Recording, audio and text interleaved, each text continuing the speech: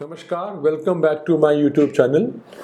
Markets जिस तरह से लगातार ऊपर जा रही हैं, एक बहुत ही इम्पॉर्टेंट क्वेश्चन है कि कैसे डाइवर्सिफाई करना है अपने पोर्टफोलियो को, कैसे अब अपने पोर्टफोलियो को प्रोटेक्ट करना है, क्योंकि रिटर्न्स तकरीबन सारे ही पोर्टफोलियोज में बहुत अच्छे आए हैं, क्योंकि बहुत अच्छा ब्रॉडर मार्केट मूवमेंट हुआ है पिछले साल सवा साल में। तो अब एक बहुत इम्पॉर्टेंट चीज़ है कि जो रिटर्न्स हैं उनको कैसे प्रोटेक्ट किया जाए। आप पूरा मार्केट से निकल नहीं सकते, क्योंकि मार्केट में अभी भी मोमेंटम अच्छा है, मूवमेंट अच्छा है, अपॉर्चुनिटी अच्छी है, पर कुछ हिस्सा आपको ज़रूर डाइवर्सिफाई करना चाहिए, हेज करना चाहिए। और एक बहुत इम्पॉर्टेंट वे है हेज करने का कि आप किसी अंतर्राष्ट्रीय मार्केट में इन्वेस्ट करें। अंतर्राष्ट्रीय मार्केट में जहाँ तक इन्वेस्टिंग का सवाल है, वहाँ पे यूएस मार्केट्स का एक बहुत ही इम्पोर्टेंट रोल है, क्योंकि यूएस मार्केट्स को जैसे बोला भी जाता है कि मदर ऑफ ऑल मार्केट्स है, सबसे बड़ी मार्केट है, सबसे बड़ी इकोनॉमी जो वर्ल्ड की है उसको रिप्रेजेंट करती है। और depth wise, size wise, choices wise उसका किसी और मार्केट के साथ मुकाबला नहीं है। तो एक यूएस मार्केट्स का ऑप्शन लकीली हमारे पास अब खुला भी हुआ है। पिछले कई सालों से reserve bank of India allow करता है हर इंडिविजुअल को $2,50,000 हर साल इन्वेस्ट करने के लिए बाहर, तो वो किसी भी मार्केट में जा सकते हैं। बट हमारे मुताबिक उसको यूएस मार्केट्स में ही प्रेफर करना चाहिए पहले किसी इन्वेस्टर को, और जब वहाँ पे एक बार आपका एक बेस बन जाए फिर आप दूसरी मार्केट्स भी एक्सप्लोर कर सकते हैं। पर यूएस मार्केट्स में स्टार्ट करने का रीज़न है कि फर्स्टली जैसे मैंने बताया कि सबसे बड़ी मार्केट है, सबसे well diversified, well represented market है। दूसरा, हमारे पास प्रोडक्ट्स भी अवेलेबल हैं म्यूचुअल फंड्स के ज़रिए जो यूएस मार्केट्स को कैटर करते हैं। और तीसरा, आपका सबसे इम्पोर्टेंट चीज़, जो यूएस मार्केट पे जो इन्वेस्टमेंट है वो यूएस डॉलर डिनोमिनेटेड होगी। तो यूएस डॉलर के डिनोमिनेशन का फ़ायदा क्या है कि आपकी एक तरह से जो सबसे स्टेबल करेंसी है वर्ल्ड की, सबसे मेन करेंसी है, उसमें आपका एक्सपोजर जाता है। और हमने देखा है जब भी कोई क्राइसिस आता है, जब भी दुनिया में कोई बहुत बड़े चिंता आती है, क्राइसिस आता है, तो यूएस डॉलर की तरफ पैसा जाता है, यूएस डॉलर की स्ट्रेंथ बढ़ती है। तो आपको एक तरह से हेज मिल रहा है कि जब भी कोई कंसर्न आएगा इक्विटीज़ का वर्ल्ड वाइड, तो आपका जो एक्सपोजर है वो यूएस मार्केट्स में होगा, जहाँ पे फॉल भी सबसे मिनिमल होती है नॉर्मल, और ऊपर से वो यूएस डॉलर में होगा। यूएस डॉलर में यूजुअली क्राइसिस के टाइम वैसी एप्रिसिएशन हो जाती है, तो आपका जो फॉल है वो बहुत कुशन हो जाएगा। एक तरह से आपका ओवर द इयर्स वैसे भी आपको एक बेनिफिट मिलेगा, क्योंकि जो इंडियन रुपी है वो यूएस डॉलर के अगेंस्ट 2 to 3% डेप्रिशिएट करता है हर साल एवरेज। लीनियर नहीं होता, कई सालों बाद फॉल आती है, पर जब भी कोई 8-10 साल का पीरियड ले तो उसमें इंडियन रुपी ने डेप्रिशिएट किया होता है यूएस डॉलर को at an average of 2 to 3% a year. तो आपका जो पोर्टफोलियो है उसमें एक नेचुरल हेज मिला हुआ है। और अगर यूएस मार्केट्स में परफॉर्मेंस ज़्यादा अच्छी ना भी रही तो एक 2 to 3% की टेल विंड आपको मिलेगी, जो कि आपके पोर्टफोलियो को, आपके रिटर्न्स को बेटर करेगी। तो ओवरऑल आपका रिटर्न के आउट परफॉर्मेंस के चांसेस और ज़्यादा बढ़ जाते हैं, क्योंकि एक 2 to 3% तो आपको एक एडिशनल रिटर्न मिलेगा।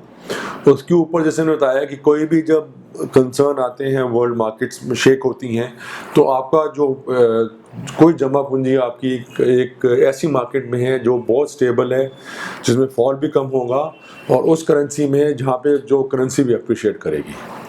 तो अब दोस्त में कई तरीके हैं। एक तो तरीका है कि आप डायरेक्टली यूएस मार्केट्स में इन्वेस्ट कर सकते हैं, जो कि हर किसी के बस की बात नहीं है, क्योंकि वहाँ ट्रैक करना शेयर्स को और उसमें रिटर्न लेना बहुत मुश्किल है, अनलेस आपके पास ऑलरेडी रिसर्च हो और आपके पास उतने रिसोर्सेज हो ये करने के लिए।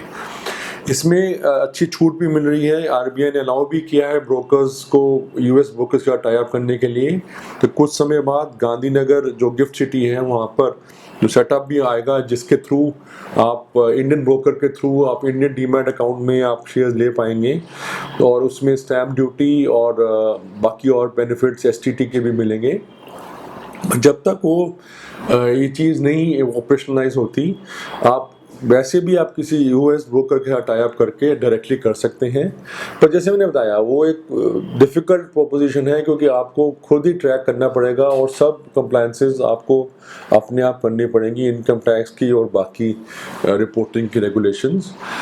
एक आसान तरीका है कि आप म्यूचुअल फ़ंड के ज़रिए जाएं, और अच्छी बात यह है कि म्यूचुअल फ़ंड की अब कई स्कीम्स हैं जो कि यूएस स्टॉक्स को ट्रैक करती हैं और उसमें इन्वेस्ट करती हैं।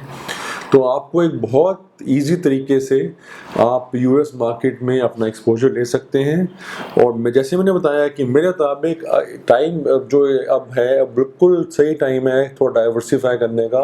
ये इंडियन मार्केट्स के जो रिटर्न्स हैं उनको प्रोटेक्ट करने के लिए कुछ पार्ट आपको अन्य एसेट्स लाइक गोल्ड या बॉन्ड्स में डालना पड़ेगा, और कुछ आपको अंतर्राष्ट्रीय मार्केट खास करके यूएस मार्केट्स में इन्वेस्ट करना पड़ेगा, क्योंकि यहाँ पर अब फिक्स इनकम रिटर्न्स भी कम हैं, तो आपके ऑप्शंस लिमिटेड हैं डाइवर्सिफाई करने के लिए।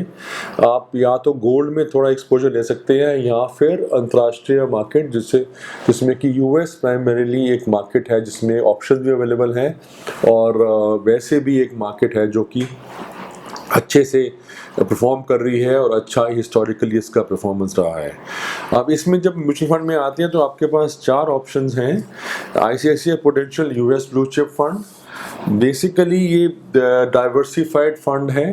परफॉर्मेंस इसकी एसएनपी को ट्रैक करती है, कोई बहुत अच्छी परफॉर्मेंस नहीं रही इसकी compare to the benchmark, but ये डेफिनेटली इंडियन मार्केट्स से बेटर परफॉर्मेंस रही है और आगे भी चल के इसका ठीक रहने की उम्मीद है। दूसरा ऑप्शन है Nippon India US equity opportunity, वो भी आईसीसी की तरह ये भी एक डाइवर्सिफाइड फंड है। अगेन एसएनपी को ट्रैक कर रहा है, परफॉर्मेंस बहुत एक्स्ट्रॉर्डिनरी नहीं रही बट ठीक ठाक रही है।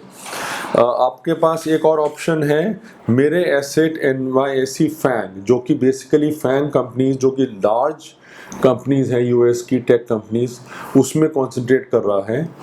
इसका भी जो परफॉर्मेंस है बहुत अच्छा नहीं रहा, बट अगेन जैसे मैंने बताया कि आपको एक ऑप्शन मिल रहा है डाइवर्सिफाई करने का। जो सबसे अच्छा फंड जिसको कि हम रिकमेंड कर रहे हैं वो है मोतीलाल ओसवाल N100।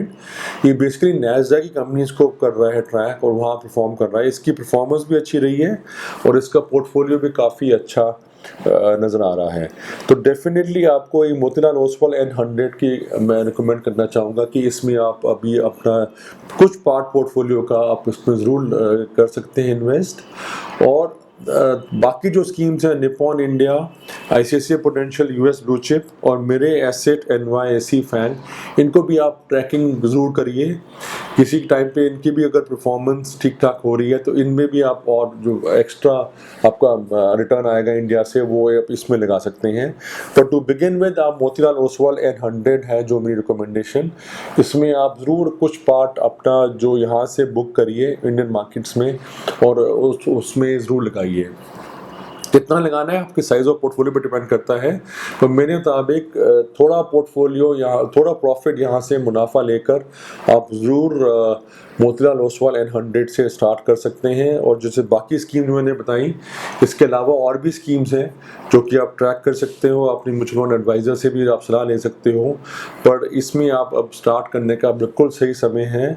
मैं ज़रूर समझूंगा कि ये जो मेरा एडवाइस है आपको आगे चल के आपके पोर्टफोलियो को स्टेबिलिटी देगा और रिटर्न्स भी आपके इम्प्रूव करेगा। मेरा यूट्यूब चैनल देखने के लिए शुक्रिया। आपको अच्छा लगा तो ज़रूर लाइक और शेयर करिए। आप मेरे को टेलीग्राफ और ट्विटर पे भी ट्रैक कर सकते हैं। Thank you so much. नमस्कार।